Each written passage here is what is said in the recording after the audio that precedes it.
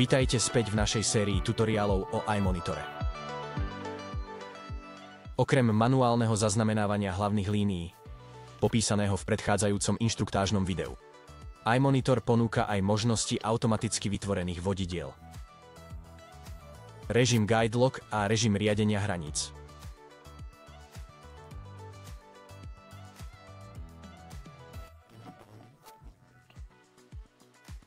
Pre použitie týchto dvoch režimov ich aktivujte v ponuke nastavení. Najprv kliknite na Systém, potom na Funkcie a nakoniec na Navádzanie. Aktivujte teraz riadenie hranice a uzamknutie. Uzamknutie navádzania vytvára krivky podľa existujúceho pokrytia. Toto umožňuje presné riadenie s optimálnou vzdialenosťou od už ošetrených plôch bez predchádzajúceho nahrávania vodidiel.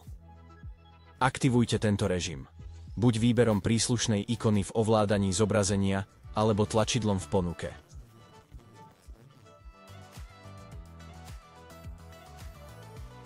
Riadenie hranice je k dispozícii iba ak existuje hranica pre vybrané pole. Keď je tento režim zapnutý, vytvorí sa uzavreté navádzanie vedľa hranice poľa. Rohy poľa sú zaoblené počas procesu.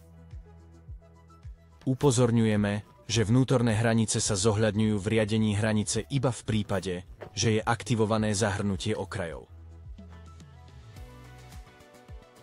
Nezáleží na tom, ktorý režim používate. Vždy môžete nahrávať ďalšie vodidlá.